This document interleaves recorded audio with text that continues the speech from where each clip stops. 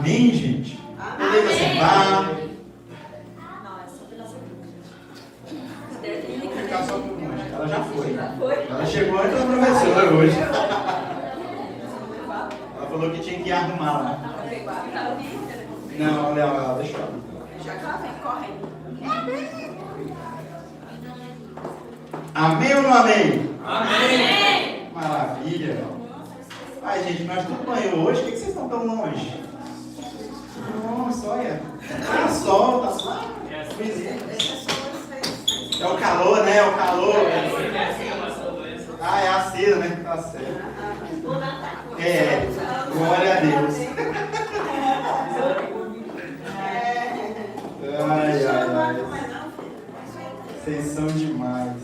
Até parece. Até parece. Vocês estão bem? É muito diferente vocês ver vocês aí no canto, ó. Fica torto o olho agora. Pois é. Não, pois é, não, senta aqui na frente que eu. A palavra vai chegar igual. Não, olha, eu acho que para quem está na frente vai chegar com mais bênção. Então, A forteira, não, peraí, não. Vamos abrir a Bíblia num livro bem facinho de encontrar, tá? Gênesis. Êxodo. Quase. Êxodo, capítulo 13. Versículo 17. Vou mandar uma paz do Senhor para o Cícero que está assistindo, viu? Pode mandar a finalmente, né? Seja bem-vindo. Seja bem-vindo em nome de Jesus. Essa igreja te ama! Amém, gente. Êxodo, capítulo 13, versículo 17. Quem encontrou, diga glória a Deus. Glória a Deus. Amém. Quando, por fim, o faraó deixou o povo sair, Deus não os conduziu pela estrada principal, que corta o território dos filisteus, embora fosse o caminho mais curto. Deus disse: se eles tiverem de enfrentar uma batalha, pode ser que mudem de ideia e voltem ao Egito. 18. Por isso, Deus fez o povo dar a volta pelo deserto, rumo ao Mar Vermelho. Assim, os israelitas saíram do Egito como um exército preparado para marchar. Feche seus olhos, aí mesmo no seu lugar. Senhor, meu Deus e poderoso Pai, Senhor, muito obrigado, Pai, pela Tua palavra, que se renova a cada dia na nossa vida, Senhor. Senhor, que nós possamos aprender mais de Ti. Fala conosco, no nome de Jesus. Amém. Vocês lembram o que estava acontecendo aqui? Galera aí que viveu junto?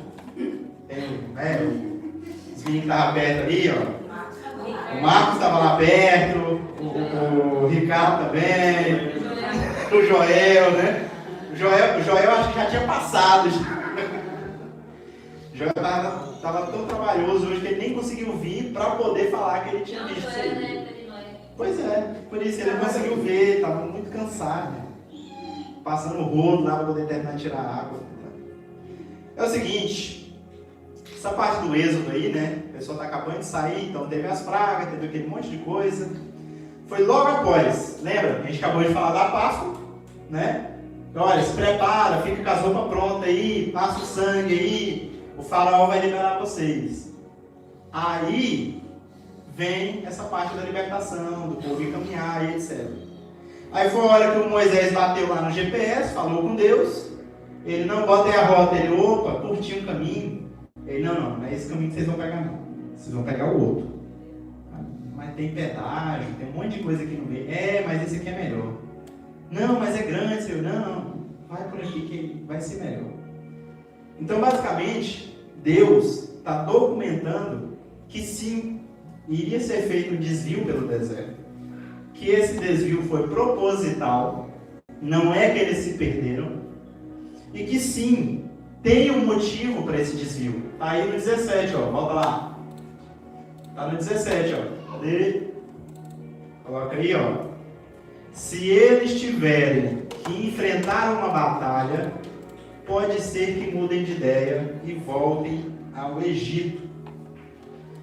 Esse caminho que eles iam pegar, que era a rota mais curta, ele era chamado de caminho do mar, ou caminho da terra dos filisteus, ou na parte, né, mais, como é que fala, egípcia, era conhecido também como o caminho de Horus.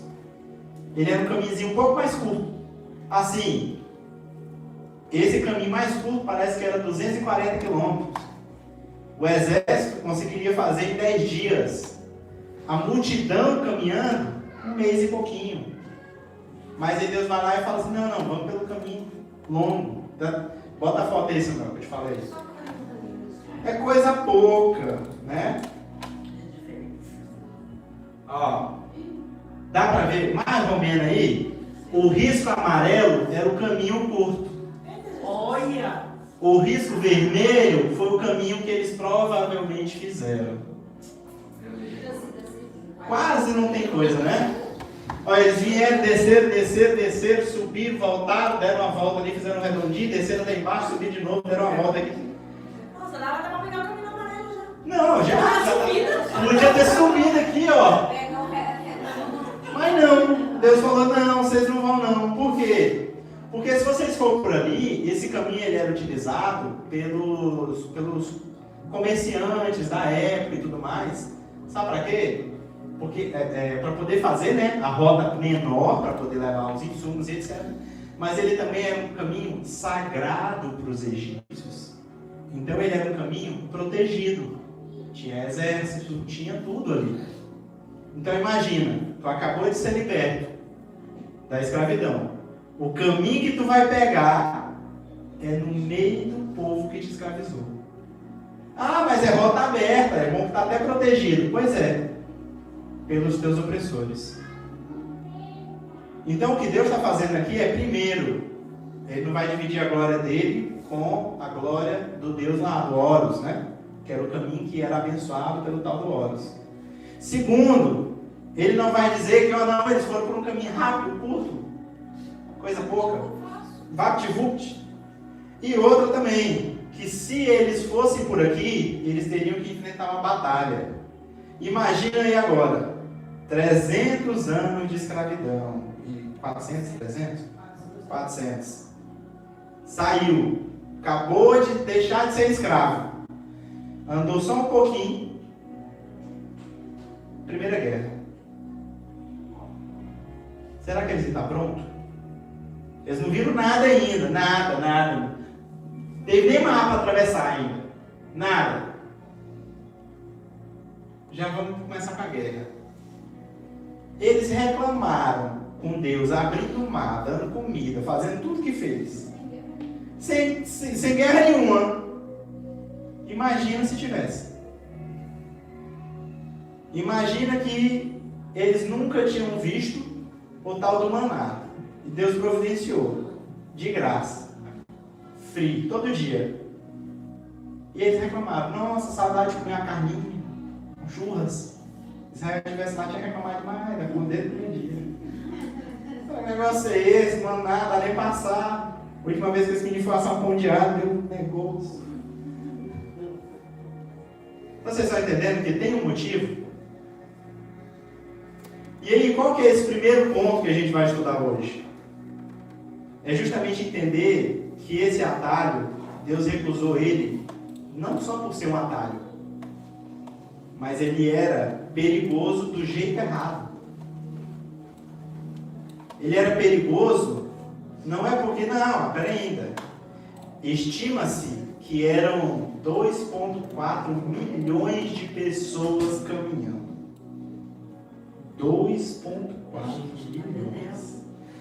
Como assim, pastor? Mas na conta lá só diz que era não sei quantos mil. É, porque só contava os homens adultos da idade X e a idade Y. Então não contava as crianças, não contava as mulheres, aí você dobra o número pelo menos. Não contava os senhores, que não dava conta mais de guerrear. Então você pega aí 2 milhões de pessoas, mais ou menos, caminhando. de pessoas é mais ou menos Fortaleza inteira caminhando. Eu peguei bem localizado, que é para poder... Espanha, 2 milhões você vai ser quem? Eu acho que 2 milhões vai ser... Não, Madrid. Não. Madrid tem mais, eu acho. Não. 2 milhões. Mais de 2 milhões, você não? Acho que Aí, é complicado. Pega aí uma Andalucia inteirinha caminhando. Vamos estimar aqui. Então, assim, tem uma diferença muito grande. Outra coisa também é que imagina, igual a Jéssica comentou ali, ó, os primeiros que estavam chegando, ainda tinha gente saindo da Terra, né? 240 quilômetros, 2 milhões de pessoas espalhadas, então a caminhada que era para levar 1 mês e pouquinho, 40 dias, vamos lá, levou 40 anos. Deus estava preparando não só o povo para fazer esse percurso e chegar à Terra Prometida. Ele estava preparando o povo para o que viria depois da Terra Prometida. Então ele precisava desse caminho, não porque Deus não daria conta de dar vitória na batalha, mas é porque o povo não estava pronto para a batalha. Assim também é na vida da gente. Às vezes a gente fica se perguntando: ai Deus, mas poxa, por que para mim demora mais? Nossa, olha o fulano. Mas você não sabe. E se esse é o caminho mais longo dele? E se ele tinha um caminho mais curto? E se o que você levou 5 anos, o fulano levou 3, ele poderia ter levado 10 dias, levou 3. Nossa, mas o ciclano conseguiu o documento em 1 ano. Mas será que esse 1 ano não era o caminho longo dele? Muitas das vezes a gente fica travado na forma como Deus está fazendo e a gente acaba, se comparando. Nossa, mas por que para o Samuel foi mais rápido do que para a Júlia? Ah, mas por que para o Ricardo foi mais fácil do que para o Israel? Mas é porque Deus está tratando com cada um, de acordo com a fé de cada um, de acordo com os desafios de cada um. Então o desafio que vem para a Júlia é o que está de acordo com a fé que Deus está construindo na Júlia. O desafio que vem para Raquel é de acordo com a fé que Deus está construindo na Raquel. Aqui o desafio era a fé que Deus iria construir nesse povo. Num povo que acabou de ver 10 pragas, num povo que acabou de viver a primeira Páscoa, que acabou de ver tudo o que aconteceu no Egito e chegou do outro lado. Gente, Deus abriu o mar no meio. O povo passou água para um lado, sei lá, baleia, peixe passando na parede, assim. E o povo chegou do outro lado e falou assim: ah, mas tu trouxe nós aqui para nós morrer? Amigão, Deus abriu o mar, ele faz chover churros aqui, se for o caso. Mas nós também somos assim. A gente acaba, te abre o olho. Enquanto a gente for ser humano, a gente vai ser assim. A questão é que há uma diferença enorme entre você ter um desafio que te forma e você ter um desafio que te destrói antes de você estar pronto para o desafio. Muitas das vezes a gente quer pegar o caminho curto e acaba que a gente enfrenta o desafio e fala: nossa Deus, é muito mais difícil do que eu pensei, vou voltar. Nossa, olha só, eu tinha a opção de treinar todos os dias para fazer uma medida para uma corrida, ou não, eu já pego logo, eu guardo a minha energia, faço só a corrida e morro. E aí pronto, nossa, não dá certo isso aí. O que a gente tem que entender também é outro ponto desse mesmo texto. Bota aí o 17 de novo. Êxodo 13, 17. É que tem um outro detalhe aqui que Deus quer mostrar pra gente. Deus não os conduziu pela estrada principal que corta o território dos filisteus. Quem não os conduziu? Deus. Foi Moisés? Não. Mas não era Moisés que estava na frente? Não era Moisés que estava falando para onde que tinha que ir? Não era ele, o Arão, lá na frente, puxando a galera, vamos junto todo mundo? Mas por que aqui fala que foi Deus? Porque eles obedeceram Porque quem estava na liderança era Deus. O guia do projeto é Deus. O guia da nossa vida é Deus. Às vezes a gente vai ouvir de outra pessoa. Às vezes você vai ouvir do pastor, do irmão, da irmã, da moça do círculo de oração. Às vezes vai ser da pastora. Às vezes vai ser de uma pessoa que nem crente é. E você vai ouvir a palavra de Deus vindo através dela. Isso, se quem estiver cuidando da nossa vida e guiando a nossa vida, se for Deus. Quando não é, aí a gente vai lá com Moisés fez o caminho mais longo. Já Moisés, sabe nem dirigir. Mas não, Deus não os... Olha só, Deus começa explicando o que Ele não fez. E por que Ele não fez. Deus não os conduziu pelo caminho mais curto. Ia dar ruim, eles não estavam preparados. Agora a dúvida é, o que a gente tem em nós que Deus está tendo que ir pelo caminho mais longo porque a gente não está preparado? O que tem em nós que está sendo muito mais difícil da gente alcançar porque a gente não está preparado? O que Deus precisou falar assim, olha, é bem aqui, ó. É isso aqui. É só conhecer aquela menina ali e pronto. Ela vai ser tua esposa, top. Aí não. Aí eu precisei conquistar a menina. Aí eu comecei a namorar com ela. E aí Deus me botou para fazer uma faculdade a 600 km de distância. Ficar 4 anos longe dela. Quando a gente finalmente conseguiu morar perto, a gente só estava no mesmo estado, mas em cidade diferente. E aí foi mais 4 anos, 2 anos, 2 anos assim, até que finalmente a gente conseguiu estar junto. Foram 6 anos. Facinho, coisa pouca. Essa parte eu não sabia. Quase isso, formava um ano para trabalhar. Tinha dia que eu saía do trabalho. Não ia ter aula, eu saía do trabalho. Não, mentira. Às vezes tinha aula na faculdade à noite, aí eu ia para o trabalho, saía da faculdade 11 horas, pegava o ônibus meia-noite, chegava 4 da manhã na minha cidade, que era a mesma que a da Jéssica. Aí sim, eu ia ver ela de manhã, de tarde eu pegava o ônibus de volta, meia-noite mais ou menos, e voltava, de noite no caso, e voltava para Paraíso, porque eu tinha que trabalhar ou eu tinha que ir para a igreja no outro dia. E aí, como eu cantava na igreja, ministério de louvor, essas coisas tudo, né? Aí eu tinha que fazer todo esse caminho. Então eu via a Jéssica por menos de 4 horas. Às vezes, menos que isso, porque a irmã estava perto. Era só de longe aqui, não podia nem pegar na mão. E foram 6 anos. Aí você fala, nossa, como demorou, né? Uma amiga minha esperou 13. Então o meu caminho até que foi mais curto. Ela olha e fala, nossa, mas vocês deram certo tão rápido. Eu falei, ah, tá.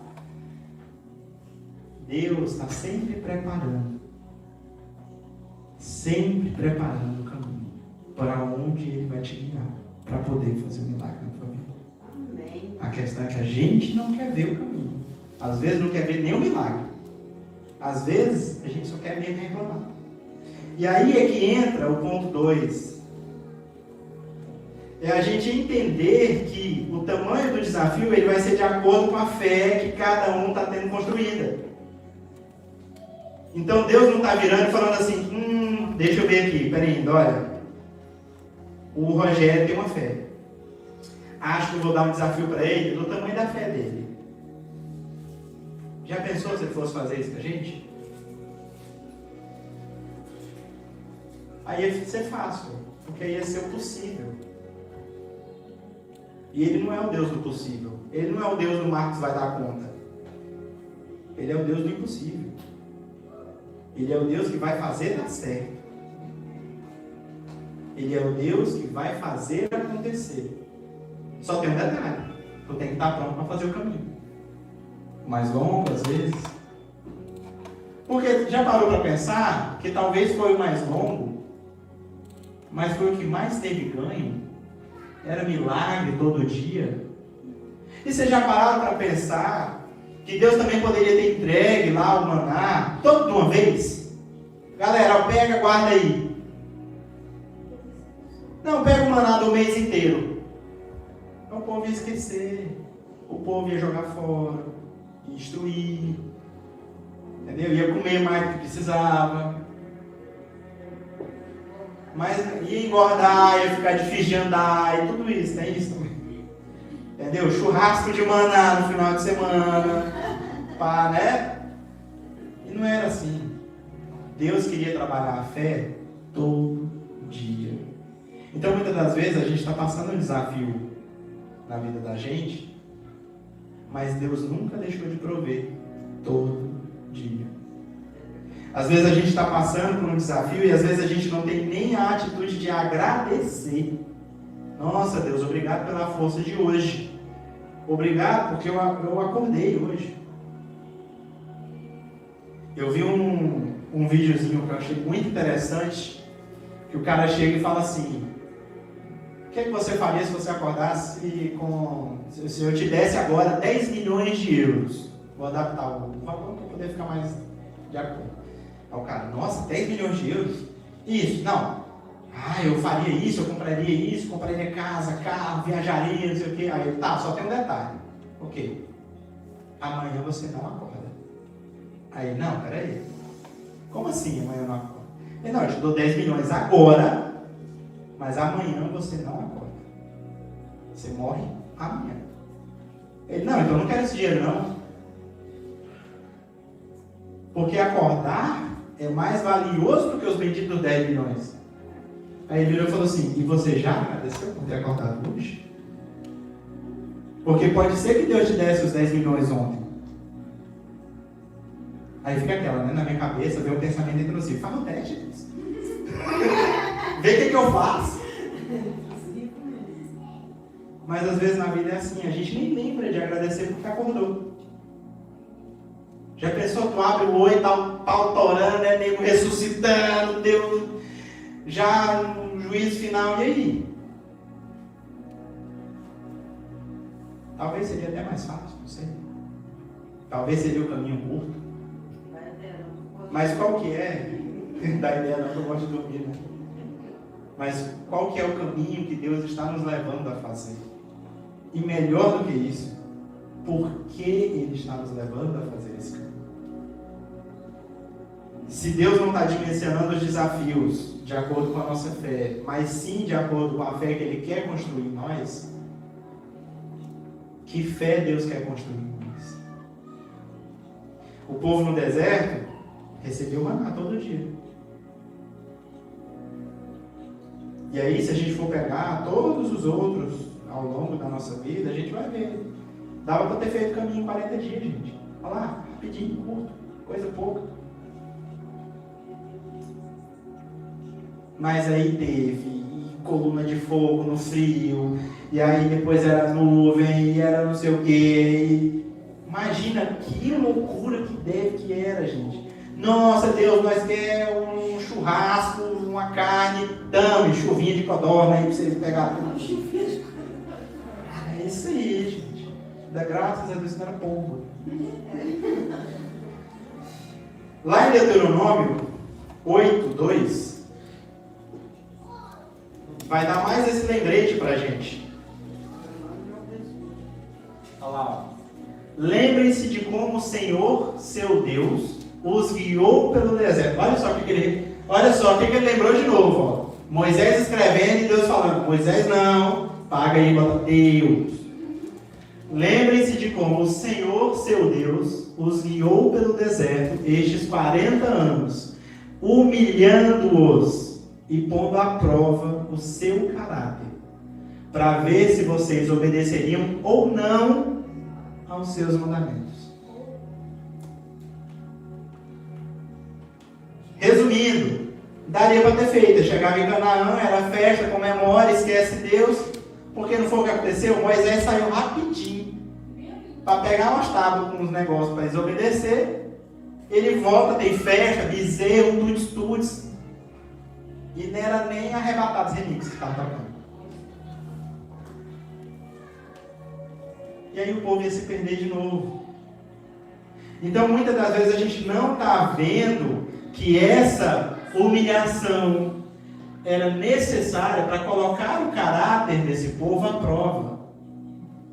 Aí o alecrim dourado aqui, na primeira humilhação, fala: eu não me sujeito a isso. Eu não mereço isso. Olha só quem eu sou, crente desde criança. Palhaçada é essa que Deus está fazendo comigo? Eu aceitar a correção do Marcos, virou crente essa semana? Jamais. Tem que dar até um bem-vindo. A vida da gente é feita de desafios. A vida da gente é feita de milagres. A questão é que o que a gente está escolhendo ver? A gente quer ver só o caminho curto? A gente só quer ver o dia que não tem churrasco? A gente só quer ver o dia que, nossa Deus, o Senhor está dando prova para nós, né? Nossa, olha só como está difícil. Eu lembro que já teve várias vezes, né? Que eu pensava assim, rapaz, tô na idade aí já, tal, por que Deus me dá nova namorada? Esse negócio aí já tá demorando demais, a gente vai orando e orando. Aí imagina se o caminho tivesse sido curto. Talvez o namoro poderia ter sido curto, talvez a família teria sido outra, talvez nem estaria aqui hoje. Só que eu não estava vendo isso lá atrás. A gente poderia... Isso é verdade, tá? Porque tecnicamente eu conheci a Jéssica sem conhecê-la 2 anos antes, fazendo a placa da loja da mãe dela, do pai dela também. Todos os nossos amigos se conheciam. Todos os nossos amigos se conheciam. A gente estudou na mesma escola, só que eu estudei de manhã, ela de tarde. No outro ano a gente trocou. Ela foi para de tarde, eu fui para de manhã. No caso. Eu quero aprender a tocar violino só para tocar para vocês, contando isso aqui. Não, faz isso não, bobeira. Vai virar uma música do Titanic depois. Mas a vida da gente é assim. A vida da gente é cheia desses altos e baixos. E aí vem um ponto que é muito interessante também. Jeremias 29:11. O texto mais usado nas profecias. Eu não cheguei nesse daí não, né? Achei. Qual que é? 29:11, olha lá, porque eu sei os planos que tenho para vocês, diz o Senhor. São planos de bem e não de mal, para lhes dar o futuro pelo qual anseio. Bonito, né? Nossa, é lindo. Esse aqui todo mundo sabe ele, pelo menos uma parte ali, ó. Tá guardado, tá fundido. Só que vocês sabem qual é o contexto real disso aqui? Jeremias está preso. Foi escrito quando ele estava em cativeiro. Aliás, quando os israelitas estavam em cativeiro na Babilônia, eles tinham perdido o templo, a terra, a liberdade, a identidade de um povo. Ou seja, estava uma desgraceira. Aí Jeremias vira e fala: então, isso aqui é profético? Sim, mas você tem que pegar o contexto de antes. Se a gente voltar, bota lá no 5, Jeremias 29:5. Construam casas e estabeleçam-se nelas, plantem pomares e comam frutos que eles produzirem. Próximo. Casem-se e tenham filhos, encontrem esposas para os seus filhos e maridos para suas filhas, a fim de que vocês tenham muitos netos. Multipliquem-se e não diminuam. Próximo. Trabalhem pela paz e prosperidade da cidade para a qual os deportei. orem por ela ao Senhor, pois a prosperidade de vocês depende da prosperidade dela.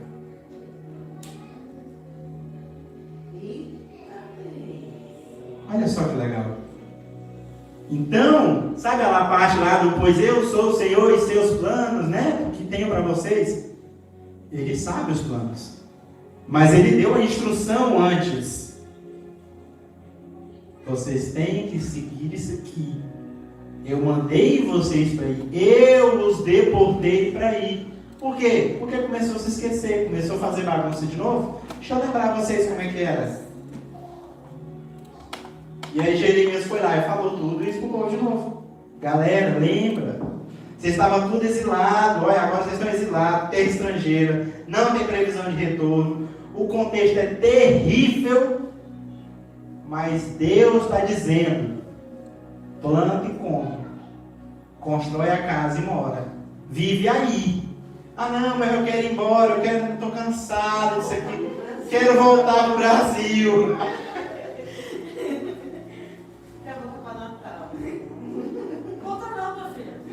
Todo ano tem Natal aqui, dá nem para sentir saudade. Então, basicamente, Deus não disse, relaxa, eu vou tirar vocês daí, vai ficar tudo bem. Não. Na hora que Deus está falando dos planos, Ele está falando, eu sei dos planos. Então, aproveita que você está aí, planta aí, colhe aí, frutifica aí, multiplica aí, não diminua. Não é para você se fechar. É para você crescer. Às vezes a gente quer vir e ficar aqui quietinho. Não vou falar com o ciclano que não me dou. Se multiplica. Leva a identidade do seu povo. Viva com o povo para o qual Deus te deportou. Lembra? Se Ele está te trazendo por esse caminho, tem algo que Ele quer te ensinar nesse caminho. A gente aqui está tentando entender por que esse caminho, ao invés de entender por que eu preciso ir por esse caminho. Por que Deus, na sua infinita misericórdia, parou, em vez de perder tempo comigo, fazendo eu andar 40 anos pelo deserto, Ele não poderia ter me despachado em 40 dias? Pronto, vou cuidar de outras coisas aí, tem guerra em todo canto do mundo. Entendeu? A promessa do futuro e esperança, ela não é a ausência de um processo. Ela é a necessidade de um processo. Você tem esperança? Está errado? Não. Perfeito. Até porque a nossa esperança vem do Senhor, né? Fez os céus e a terra. A questão é, que nível de esperança você está tendo? É a esperança de que Deus vai fazer tudo por você? E você não tem que fazer nada? É a esperança de que o caminho curto seria mais rápido, mais prático, mais simples. É só pronto, 2 ingredientes. Por que Deus fez assim? E aí, se a gente for lá para 2 Crônicas 21, 20, a gente vai ver a história de um cara que eu achei muito interessante. 2 Crônicas 21, 20. Jeorão tinha 32 anos quando começou a reinar. E reinou em Jerusalém por... Só uma pessoa está acompanhando. Vamos de novo. Jeorão tinha 32 anos quando começou a reinar. E reinou em Jerusalém por... Show de bola. Ninguém lamentou a sua morte. Ele foi sepultado na cidade de Davi, mas não no cemitério dos... Isso por quê, Pobrete? Olha só que legal. Ele governou por 8 anos. Foi praticamente o mandato mais curto de todos. E foi embora e ninguém se lamentou, ninguém sentiu saudade. Depois disso, ele ainda foi sepultado na cidade de Davi, no cemitério lá que nem era dos reis. E ninguém fez questão. Jeorão foi rei de Judá, filho de Josafá, um rei que serviu a Deus, teve herança, poder, posição, mas ele fez escolhas que reduziram a uma linha triste na história. Ele partiu sem deixar saudade. Foi o caminho curto ou longo que ele fez. Foram as escolhas que ele fez ao longo do caminho dele que definiram qual seria o tamanho do caminho dele. Não foi simplesmente Deus falando, olha, vamos pelo caminho mais longo, e ele, não, vamos pelo caminho mais curto, vamos pelo jeito mais fácil de ter poder, ter herança. E aconteceu o que aconteceu. Partiu, sem sair, ou sem deixar saudade. Quer ver o outro lado? Quer ver o lado de alguém que fez algo muito menor? Muito menor. Alguém que fez uma linha agora? Esse ele foi rei, a história dele tá aí, ó. É isso. Agora vamos lá. Marcos 14, 3. Marcos 14, 3. Vai, Marcos. Diz aí. Enquanto isso, Jesus estava em Betânia, na casa de Simão, o leproso. Quando ele estava à mesa, uma mulher entrou com um frasco de alabastro, contendo um perfume caro, feito de essência de nardo. Ela quebrou o frasco e derramou o perfume sobre a cabeça dele. Pula lá para o 8. Ela fez o que podia e ungiu o meu corpo de antemão para o sepultamento. Próximo. 9. E eu lhes digo a verdade: onde quer que as boas novas sejam anunciadas pelo mundo, o que esta mulher fez será contado e dela se lembrarão. Então a gente tem um rei Judá que foi sem deixar saudade. E a gente tem uma mulher que quebrou um vidro de perfume. E Jesus fez questão de dizer que se lembrarão dela para sempre. Se você pegar as duas histórias, você vai ver que o rei teve um monte de escolha torta. E se você pegar a história da mulher, ou melhor, pegar só o que a gente tem, que é só esse versículo, você vai entender que o que ela fez, o quão grande foi. Imagina que a gente já falou aqui sobre como que é o processo para fazer perfume, vocês lembram? É um pote, bota lá o óleo, bota a essência lá dentro, e se cair um mosquitinho, perde tudo. E aí você pega as essências, coloca lá, cuida muito bem disso. Depois que você cuidou muito bem, você extrai, bota nos vidrinhos lá, pronto, tá feito o perfume. Óleo lindo, maravilhoso, cheiroso, pronto, tá top. Só que aí, esse perfume, desse cheiro específico lá do nardo, ele era considerado no valor de 300 e poucos denários. O pessoal fala no texto, você lê lá depois, você vai ver, está falando o valor do perfume. Um denário era uma diária. Eles trabalhavam 6 dias na semana. Então, 6 denários por semana. Se você tirar aí feriados, celebrações, etc., 300 denários daria um ano de trabalho que ela quebrou para fugir. E olha só, o que mais assustou o pessoal, o processo não era esse. Para embalsamar o corpo, era depois que morria que você jogava o perfume para não ficar fedido. Ela fez antes, porque ela reconheceu pela fé dela que aquele corpo seria maltratado, seria judiado, pagaria por todos os nossos pecados. Mas a forma como nós conservaríamos seria aquela ali, pura, limpa, e sem nenhum pecado. A forma como ela quer mostrar, ou Jesus quer mostrar através do exemplo dela, é de que ela não pensou no tamanho do ato que ela estava fazendo. Ela fez. Essa mulher ela agiu num momento em que ninguém mais enxergava o que estava diante dos olhos dela. Os discípulos que ficaram indignados, maluca! Um ano da... Imagina aí agora, todo mundo trabalha bem levinho aqui, todo mundo bem descansado. Imagina que você trabalha um ano e pega o salário de um ano, compra um perfume e ele quebra. A Jéssica pensou que aconteceu isso bem parecido na nossa família já. Então o que está diferenciando aqui não é o fato de que ela era mais talentosa, não. Ela gastou mais dinheiro. O cara era rei. Por 8 anos. Ele foi rei por 8 anos e ninguém lembrou do cara. Não morreu. Como é que era o nome dele mesmo?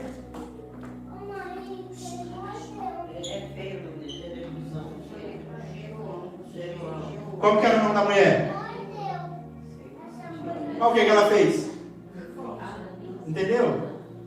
Não é sobre ela. Não é sobre o nome dela, sobre a identidade dela. É sobre o reconhecimento da situação, do momento, da vida, do que Deus estava fazendo ali. Se a gente for pegar outros exemplos, a gente vai ter também Daniel, que não quis se contaminar quando estava lá.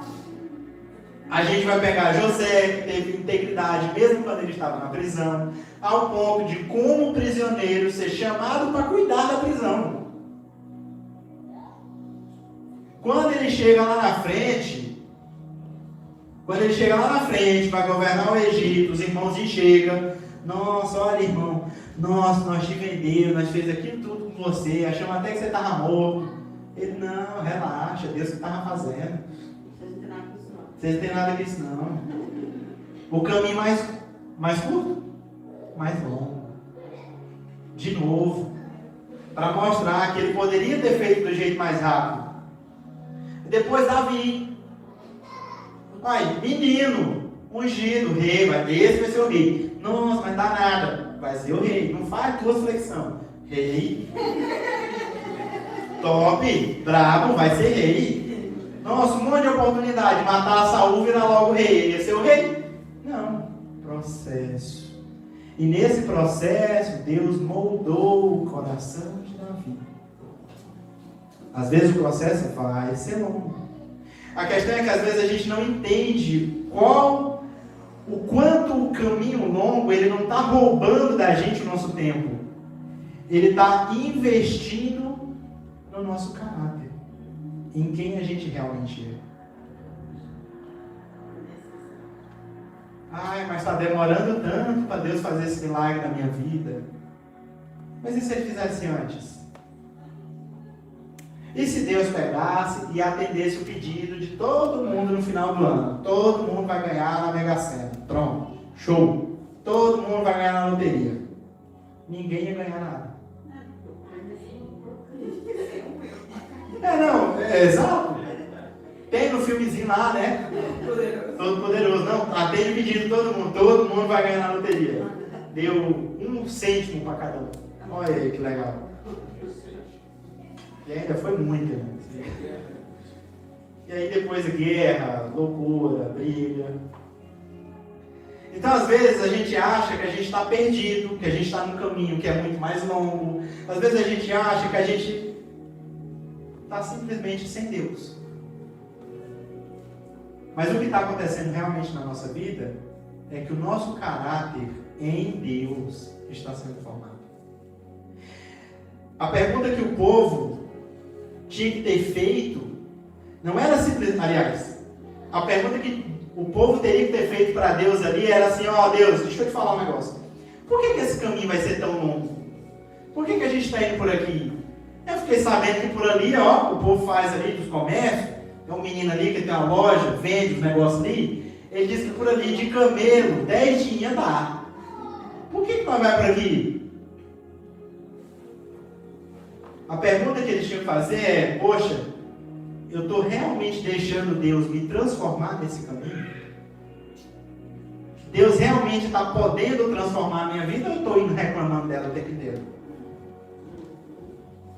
Sabe aquele negócio de, não, a viagem de carro é boa. Aí você entra no carro e só sai do carro quando chega no lugar. Aí é terrível.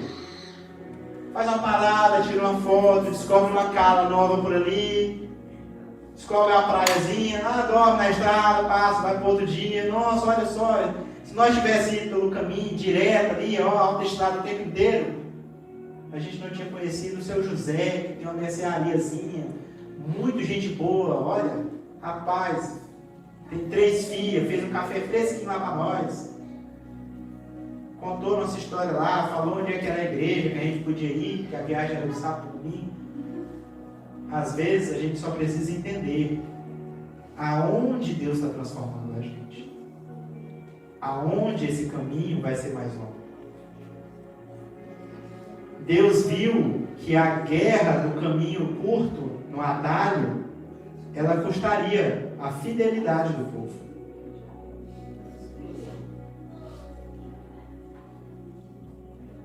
Deus viu que ali eles não entenderiam o caráter deles. Eles não entenderiam como eles estavam sendo formados. E aí tem uma palavrazinha que é utilizada lá no Êxodo, que ela vai falar, quer ver? Deixa eu pegar bem aqui a definição dela. Eu até achei muito bacana. Cadê? Ó. Tem uma palavra assim, perdão do hebraico com sotaque paraense. Não tá lindo. Não está aqui, é verdade. Nakam, que significa literalmente suspirar fundo por causa de uma dor emocional. Traduzindo, seria uma reviravolta visceral do estômago. Ela é a palavra usada quando a Escritura diz que Deus se arrependeu de ter feito algo. Ou seja, não é um arrependimento intelectual, é um arrependimento que assusta, que vem de dentro. Então, quando Deus está dizendo aqui que se Ele levasse o povo pelo caminho mais curto, eles viriam à guerra e isso os arrependeria de ter saído do Egito. Não é pelo intelecto, não é porque eles não estavam prontos só psicologicamente, mas fisicamente eles não estavam prontos. Eles é tudo engoiar. Lá na hora, fala, misericórdia, um monte de corpo cortado, não. E volta. Eles não eram soldados. Eu lembro que uma vez a gente fez um curso com um bombeiro, tragédia, meu Deus do céu. Eu estava tirando a carteira de motorista no Brasil e aí eles botam uns vídeos bem interessantes para poder mostrar a consequência de um acidente. E aí o cara, ele escolheu, sabe a aula divertida e aquela que te assusta? Ele escolheu a que te assusta. E aí ele mostrou de tudo. Inclusive gente que o corpo estava sentadinho no banco, com as mãozinhas no volante e a cabeça do outro lado, assim. Lindo. Naquele momento, o que eu senti foi físico, não foi que eu não estava pronto para dirigir um carro. Foi que se eu visse aquilo ali num carro, eu ia vomitar em cima do negócio. Deus estava fazendo o mesmo aqui com o povo. Falando, amigão, se você for por aqui, vai dar ruim. Aí as mulheres começam a vomitar, os meninos vomitam por cima do vômito do outro, vai ser um PD, cai os homens, tem que guerrear, proteger a mulher, os velhos. Não, olha, trabalho demais, vamos por aqui. Dá essa volta aqui. E aí, a gente vai ver essa questão lá do versículo de Jeremias. Ele está justamente falando para esse povo aqui, que também está exilado, que também está perdido, que também está sem identidade, que não está na terra deles, falando assim, olha, vai dar tudo certo. Aí. Vai dar tudo certo aí, nesse caminho mais longo. Vai dar tudo certo aí. No meio da trabalheira. Não é que amanhã Deus vai chegar e falar, olha só, tá aqui a maletinha de dinheiro que tu tanto pediu. Você é milionário assim. Toma. Não é assim. Ele vai guiar pelo caminho mais longo. Muitas das vezes você até já passou pelo caminho curto. Talvez é uma rota que você já conhece. Mas ele precisa te treinar de novo. Falou assim, olha, você foi por lá, não deu bom, vamos voltar, vamos por aqui agora, para você aprender como é que anda. Exatamente. Só que aí é que vem o ponto, porque o povo entrou no deserto e era só ficar lá esperando Deus teleportar eles. Eles tinham que o quê? Bota lá o povo esqueceu, bota lá de novo. Êxodo 13, verso 18. Assim os israelitas saíram do Egito como um exército, ou seja, eles não eram um exército, ele era como um exército, e prontos para marchar. Então, Deus não está chamando eles para eles, ó, saiu, passou aí o mar, está tudo certo. Senta aí, vai ter um ônibus chegando para levar vocês direto para o destino. Não. Eu tenho que marchar. Olha, a outra vai marchar. O perigo é a gente achar que tudo que a gente está dizendo aqui agora, tudo que a gente está estudando, quer dizer que Deus vai fazer, vai dar tudo certo, vai ser maravilhoso. Deus deu um caminho longo, agora é só aguardar que um dia chegue o meu milagre. Não é isso aí. É só esperar. Meu milagre. Hoje o meu milagre vai chegar, né? Não é assim. O milagre não vai só chegar. Tu tem que ir para onde ele vai chegar. Tu tem que marchar. O milagre, a terra prometida, está onde? Do lado? Não, lá em Canaã. Então show. Agora você tem que fazer o quê? Marchar. E aí vai ter guerra, vai ter bagaceira no meio. Israel não ficou parado no deserto. Ah não, é só aqui ó. Dorme, acorda, Canaã. Top. Deus é top demais. Eles acampavam, levantavam, dá trabalho. E dá muito trabalho. Fomos inventar de montar uma barraca de acampamento. Vocês não estão entendendo. Eu tive que desmontar a casa para poder conseguir montar a bendita barraca. Sim, dentro de casa. Sim, no apartamento. Peguei mesa, cadeira, joguei para dentro de um dos quartos, do escritório, aí tira o colchão, bota a cadeira, aí esquece alguma coisa, tem que tirar a cadeira ou o colchão, entra no quarto, busca o que esqueceu. Dá trabalho. Mas olha só, ali ele virou e falou assim para mim, nossa, eu estou muito feliz do nosso acampamento, mamãe tem um acampamento, dentro de casa. Foi nada diferente. Sabe o que eu vi diferente? Eu botei no YouTube, na TV, assim, ó. Som de acampamento de noite para dormir. Aí ficou aqueles barulhinhos de grilo, de negócio. Aí, de hora em hora, fazia assim, ó. Aí ela, ó, o Bu acordou nós. Dá trabalho. Um calor do caramba dentro da barraca. O que eu fiz? Meti um ventilador quase dentro, morrendo de medo. Resultado, tive que apagar as luzes da casa inteira, porque se acende uma luz, a bonita corta. Dá trabalho, gente. O povo caminhou no deserto, montando tenda, desmontando tenda, arrumando malha, desfazendo. Imagina, chega, tá lá o Airbnb pronto. Não, chega, monta a tenda, monta os guarda-roupa, monta tudo.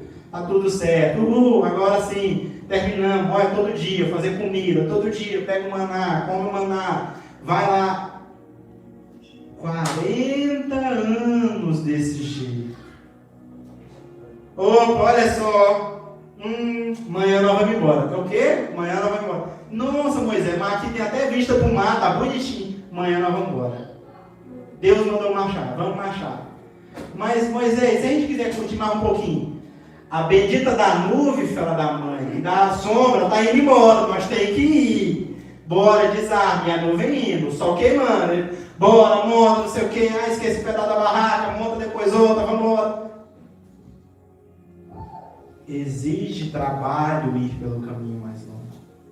E às vezes é ali no trabalho que Deus quer moldar a gente. É aonde dá trabalho que Ele quer moldar a gente. Mas aí eu penso, 2 milhões de pessoas, eles no mínimo tinham que ser organizados. No mínimo. No mínimo, eles tinham que ter um mínimo de organização. Porque só através dessa organização é que ele não ia deixar cachorro para trás, ele não ia deixar menino. Entendeu? Chegou, eu imagino o irmãozinho passando. 2.395.000, 2.395.487. Perdi a conta. Nossa. Certeza que não era assim. Entendeu? Nossa, não, vamos contar então só os homens, ó. Já reduziu. Entendeu? Tá contando. 297.487. 297.486. 8. Ih. Volta a fila aí de novo, galera. Volta. Vamos passar todo mundo de novo. Não, tinha uma organização. Porque a organização é o que abre espaço para bênção. Mas a gente não quer ver a necessidade da organização. A gente só quer a bendita da bênção. A bênção é a parte boa. Ninguém quer ter o trabalho de pegar a cenoura do Mercadona e leva para casa, corta, bota no liquidificador, faz o bendito bolo, bota 3 litros de óleo. Ninguém quer isso, mas na hora que o bolinho de cenoura está coberto, a coberturinha de chocolate, todo mundo quer. Tem até fome. Bebi uma água.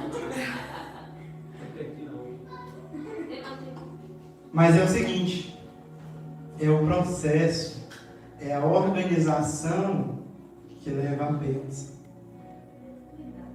Se a gente simplesmente pular essa parte, não, simples. Vamos lá. Aí vai lá na padaria, compra o bolo, aí chega com o bolo horrível de arroz. Aí volta lá no embrulhar de novo. Então nunca foi sobre você esperar sentado. Foi sempre sobre você marchar. Nunca foi sobre você também sair andando de qualquer jeito. Foi sobre você ser organizado e ter um plano. Se a gente for parar para olhar, a bênção ela vai ser como a chuva. A bênção ela vai cair, a chuva ela vai cair sim ou sim. Para quem preparou o terreno, né, o solo, e para quem não preparou. Para quem plantou e está tudo pronto, só esperando a chuva, quando vier a chuva, vai nascer. Para quem não preparou o solo, vai chover? Vai. Vai nascer alguma coisa? Mato. Se você não foi lá, preparou, botou semente, organizou direitinho, não vai nascer nada. Deus está provendo a bênção? Sim. Para quem se organizou. Nossa, que esforço, pastor, dá muito trabalho. Sim, tem que dar trabalho. Porque senão qualquer um consegue. Porque senão qualquer um que tivesse a bênção não daria o valor do processo. Já parou para pensar que de todo mundo que saiu, ninguém chegou? Pegaram o menino do Josué, botaram para ser líder no final, ele não estava pronto para nada, ele falou, meu Deus, um monte de gente aqui mais velha que eu, ficou eu. E Deus ainda fala, olha Moisés, você aguentou muito aí, mas valeu, obrigado, tá? Mas você ter batido na rocha não precisava. Passa tudo que você sabe para o Josué lá que eu vou matar você. É o quê? Repassa lá as informações para o rapaz lá que ele vai guiar agora, novo Uber, e vai levar o povo. Ainda botou mais um Rio Jordão no meio. Dificuldade. Vocês estão entendendo que tem que ter uma organização. E aí vem até, quer ver? Coloca aí Mateus 13, 31. Mateus 13, 31. Então Jesus contou outra parábola. O reino dos céus é como a semente de mostarda que alguém semeia num campo. Aí vai para o próximo. 32. É a menor de todas as sementes, mas se torna a maior das hortaliças. Cresce até se transformar em árvore, e vêm as aves e fazem ninho em seus galhos. Ou seja, é a menor das sementes, vira a maior das hortaliças, e vira a casinha ali, ó, até se transformar em árvore, e aí vem as árvores, e vem as aves, aliás, melhor, e fazem ninho em seus galhos. Então tem todo um processo, não tem? Demorado? Muito. Só que volta aí, Samuel. Qual que é o detalhe ali embaixo? Que alguém semeia num campo. Não é a semente sozinha. Não é simplesmente, não, Deus vai fazer. Lá dentro do potinho de semente, lá ele vai transformar numa árvore. Não. Alguém teve que pegar a semente, semear em um campo. Foi só jogar? Não. Foi semear. Foi preparar o terreno. Então Jesus está mais uma vez reforçando. Vai ter, é a menor da semente, dá para você carregar no bolso, facinho. Dá para você levar para qualquer lugar. Mas se você plantar numa terra que está preparada, ela vai nascer. E se eu jogar numa terra qualquer? Ela vai nascer também. Mas vai ser das melhores. Vai ser aquela que você vai poder colher. É só sair jogando por aí, fazendo as coisas organizadas? Não é. Então o reino de Deus, ele sempre vai trazer para o caminho do processo, onde Deus quer tratar o nosso coração. E é nesse processo que ele forma o nosso caráter, a nossa identidade. E é a partir dessa identidade, a gente se organiza, se estrutura e chega na bênção. Ah, pastor, é só seguir isso tudo? É. Não é fácil? Bem facinho. E qual que é a parte difícil? Seguir isso tudo. Aonde que normalmente a gente desiste? No meio disso tudo. Então a pergunta que eu quero deixar aqui para vocês no final, não é simplesmente de qual que é a semente que você está pegando, qual que é o caminho que você está tomando na sua vida, ou que a gente está tomando na nossa vida. Coloca de pé aí para parecer que está acabando já. A pergunta que eu quero trazer para vocês hoje é: o que eu estou plantando enquanto eu estou no processo? Não é sobre quando é que eu vou sair desse deserto que Deus me colocou. É sobre o que eu estou fazendo enquanto eu estou nesse caminho no deserto. O que eu estou fazendo aqui na minha vida enquanto Deus me trouxe para a Espanha? O que eu estou fazendo na minha vida enquanto Deus me colocou aqui no meio da Batista Renascer? O que eu estou fazendo na minha vida enquanto Deus me deu uma esposa, filhos, um trabalho? O que eu estou fazendo enquanto eu estou aqui? A pergunta para a gente é: o que eu estou plantando? Porque certamente o que eu plantar eu vou colher. Então o que eu estou plantando? Aonde eu estou plantando? Será que eu estou levando a palavra de Deus? Será que eu estou plantando no coração dos meus filhos a semente da palavra de Deus? Será que eu estou ensinando outras pessoas no processo sobre essa palavra? Como se fosse uma semente? Será que eu estou crescendo em Deus enquanto eu estou nesse processo, nesse deserto? Feche seus olhos. Senhor, meu Deus, que poderoso Pai. Senhor, porque mais uma vez, Pai, a Tua palavra falou conosco, Senhor. Senhor, e que ela possa, Senhor, meu Deus, ser trabalhada na nossa vida, Pai. De agora, Senhor, para todo sempre. Senhor, que nós venhamos, Senhor, meu Deus, entender qual caminho, Senhor, Tu escolheu para nos levar, Pai. E principalmente, Deus, o que Tu quer trabalhar em nós nesse caminho. Nós venhamos aprender contigo, Deus, todos os dias da nossa vida. Prepara o nosso coração. Nos dá, Senhor, o direcionamento, Pai, do caminho que vamos seguir contigo, Deus. É o que nós pedimos. No nome do Teu Filho Jesus. Amém.